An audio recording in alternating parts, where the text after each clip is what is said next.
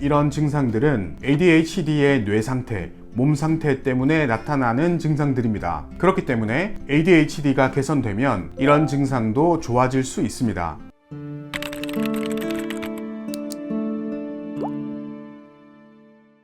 안녕하세요. 알면 한의원 대표 원장 김민환입니다. ADHD는 최근 들어서 점점 주목받고 있는 질환입니다. 그만큼 이 질환에 대한 정보가 많이 알려지고 있죠. 그런데 아직까지도 우리는 이 질환을 주의력의 문제나 과잉 행동만 보이는 질환으로 이해하고 있는 경우가 많습니다. ADHD는 분명히 주의력의 문제나 행동상의 문제가 수반이 되지만 그 외에 여러 다른 증상들도 발생할 수 있습니다.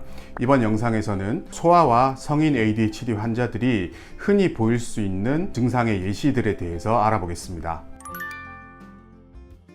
먼저 소아 ADHD 환자들이 자주 호소하고 불편해하는 증상을 살펴보겠습니다. 첫 번째로 감각이 상당히 예민할 수 있습니다. ADHD가 없는 아이들에 비해서 청각이나 시각, 촉각, 미각 등 모든 영역의 감각에 걸쳐서 예민한 증상을 보이는 아이들이 많습니다. 어떤 아이는 청각이 많이 예민해서 시끄러운 소리를 참기 힘들어하고 갑작스러운 큰 소리에 아주 많이 놀라기도 합니다. 그리고 소리가 많이 들리는 시끄러운 장소에서는 쉽게 지치고 피곤해 하기도 하고요. 잠이 들었는데도 조그만 소리가 나도 쉽게 잠이 깨서 잠을 이루지 못하는 그런 아이도 있습니다. 그리고 촉각도 예민한 현상을 보이기도 하는데요. 어릴 때부터 손이나 몸에 무언가 묻는 것을 싫어해서 손에 물이 닿는 것을 싫어하거나 몸에 로션 바르는 것들을 많이 힘들어하는 아이도 있습니다. 세수를 시키거나 머리카락을 자르는 것도 힘들어하는 아이가 있죠. 그리고 특정한 질감의 옷을 많이 불편해해서 그 옷을 피하는 아이들도 있고, 발의 감각이 이상할 때는 까치발을 하고 걷는 아이들도 있습니다. 또한 미각도 예민한 경우가 많아서 내 입에 거슬리지 않은 음식만 먹게 되고, 그래서 편식을 하기도 합니다. 코도 많이 예민해서 냄새에 많이 민감하고 참을미가 심하다거나 냄새가 나는 음식을 먹지 않으려고 하는 아이들도 있습니다. 마찬가지로 시각도 예민해질 수 있는데요. 눈이 쉽게 피곤해진다고 호소를 하거나 빛 자극에 아주 민감한 아이들입니다. 그리고 내 몸을 조절하는 감각, 회전 감각들에도 예민함을 보이기도 합니다. 놀이기구 같은 것을 타는 것을 극도로 두려워하기도 하고, 반면에 그런 자극을 즐겨서 놀이기구 타는 것을 즐겨하는 아이들도 있습니다. 조금만 높은 곳에 올라가도 무서워하는 아이도 있고, 지속적으로 높은 곳을 오르려고 하는 그런 아이도 있죠. ADHD 아이들은 이렇게 전 영역에 걸친 감각 예민함을 보이는 경우가 많은데요. 이 아이들은 자신의 관심을 끄는, 자신의 주의력을 끄는 것에 과도하게 집중을 하는 경향이 생깁니다. 그리고 그 자극에서 빠져나오지 못하고 몰입을 하게 되죠. 그렇기 때문에 나의 주의를 끄는 감각 자극이 들어왔을 때는 그것을 아주 강렬하게 느끼고 거기서 벗어나지 못하는 그런 반응을 보이게 됩니다.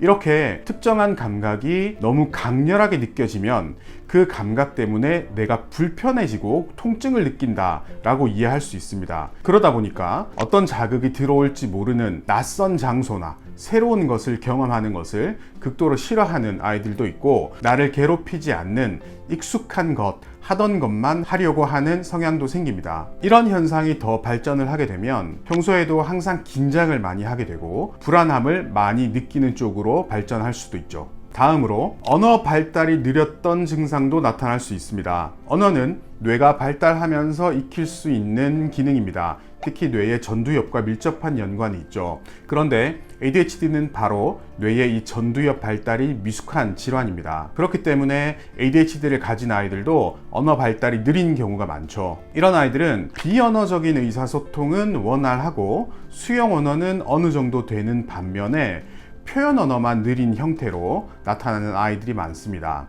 그리고 언어를 표현하고 나서도 발음이 정확하지 않거나 유아처럼 말하는 그런 아이들도 있죠. 다음으로 ADHD를 가진 아이들은 운동 발달에도 문제를 보이기도 합니다. 특히 소근육 운동의 발달이 느리고 협응이 느린 아이들이 많죠. 평소에 가만히 있지 않고 아주 많이 움직이는 아이인데도 정교한 소근육 발달은 느린 아이들이 많고 협응도 느리기도 하죠. 한 발로 점프를 하거나 자전거를 타거나 킥보드를 타는 등의 동작이 늦게 나타나기도 합니다. 소근육 발달이 느리다 보니까 글씨를 이쁘게 쓰지 못하고 삐뚤삐뚤 쓰는 아이들도 상당히 많고, 단추를 잠그는 것도 잘 하지 못하는 아이들이 많습니다.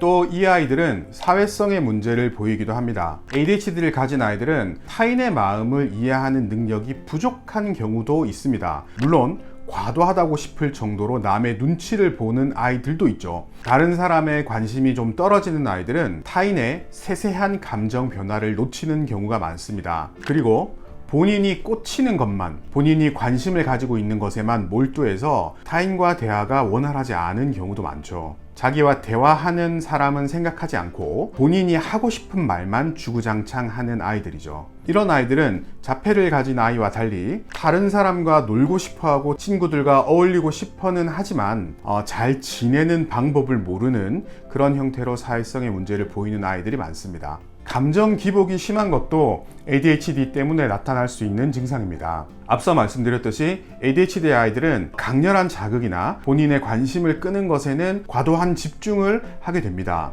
그런데 감정의 변화는 아주 강렬한 경험이죠. 그렇기 때문에 감정의 변화를 느끼게 되면 거기에 몰입해서 빠져나오지 못하는 그런 아이들이 있습니다. 그래서 한번 화를 내면 참지 못하고 아주 격렬하게 화를 내게 되죠. 또한 참는 능력이 부족하고 충동성이 있기 때문에 감정적인 변화도 참지 못하고 충동적으로 표현하기도 합니다. 이렇게 감정이 과하게 표출되었다가도 또 언제 그랬냐는 듯이 감정이 풀어져서 미안하다라고 이야기를 하기도 합니다. 그러다가 본인이 감정을 조절하지 못하고 또 화를 냈다라는 것에 빠져들어서 과도한 우울함을 보이는 아이들도 있죠. 이런 것 때문에 ADHD는 양극성 장애, 즉 조울증과 헷갈리는 경우들이 있습니다.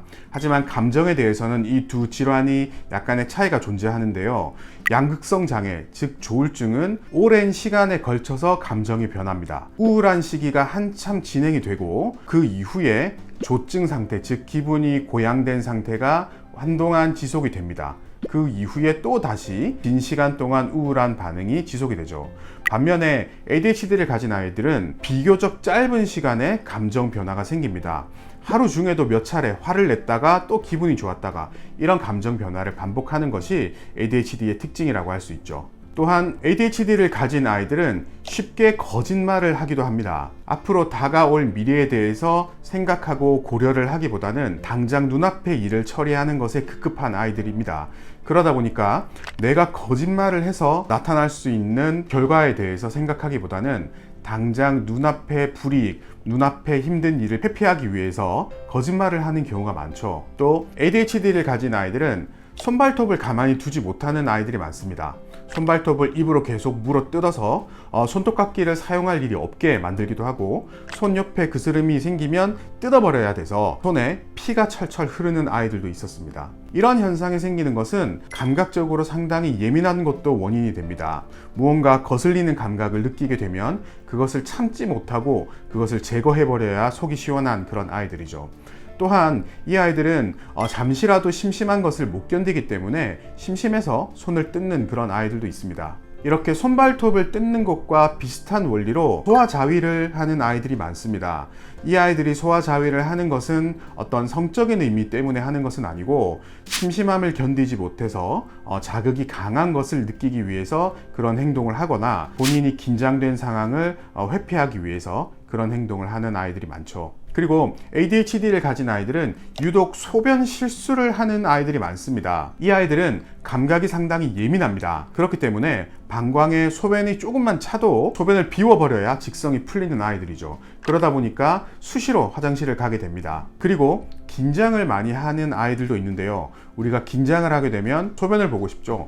그래서 낮 시간에 자주 소변을 보기도 합니다. 소변을 급하게 보거나 소변 실수를 하는 아이들도 있는데요. 소변을 참을 수 있을 때까지 참다가 나오기 직전에 화장실로 뛰어가서 소변을 보는 아이들이 많습니다. 그러다 보니까 바지에 조금씩 실수를 하는 그런 아이들도 있죠. 이 아이들은 본인이 재밌는 것을 하고 있을 때나 다른 것에 주의력이 뺏겨 있을 때는 소변이 마려운 감각 자체도 잘 못 느끼기도 합니다. 그러다 보니까 소변이 아주 많이 급해서 강한 자극이 올 때 그제서야 소변을 보러 가는 아이들이죠. 많은 ADHD 아이들이 야뇨증을 보이기도 합니다. 이 아이들은 수면의 문제를 가지고 있는 경우가 아주 많은데요. 늦게 잠을 자려고 하고 한번 잠이 들면 아주 깊게 잠이 드는 아이들입니다. 밤에 자다가 소변이 보고 싶은 감각을 느끼지 못하는 경우가 많습니다. 그러다 보니까 자다가 소변 실수를 하는 아이들이 많죠. 또한 ADHD는 뇌신경의 성장 발달이 조금은 늦은 아이들입니다. 그런데 자는 중에 소변을 조절하는 것도 뇌에서 하는 역할이죠.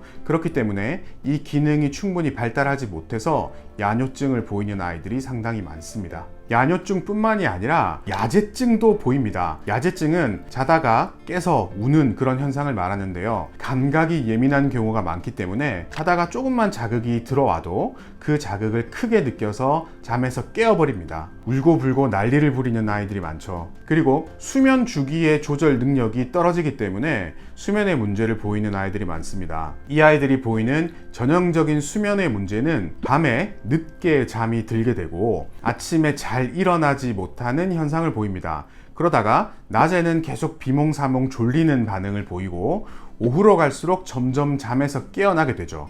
그러다가 저녁이나 밤에는 극도로 각성이 된 상태가 되기 때문에 또 쉽게 잠이 들지 않습니다. 그러다 보니까 또 아침에 일어나지 못하고 낮 시간에 몽롱한 이런 악순환이 반복되게 되죠. 성인 ADHD 환자들이 보일 수 있는 여러 가지 증상들에 대해서 알아보겠습니다. 가장 많이 호소하는 증상들이 바로 느낌이 든다라는 것입니다. 강박증이나 우울증, 불안장애를 동반하고 있는 환자들도 많고 신체 이형장애, 즉 본인의 외모가 이상하게 생겼다는 그릇된 믿음을 보이는 그런 환자들도 있었습니다.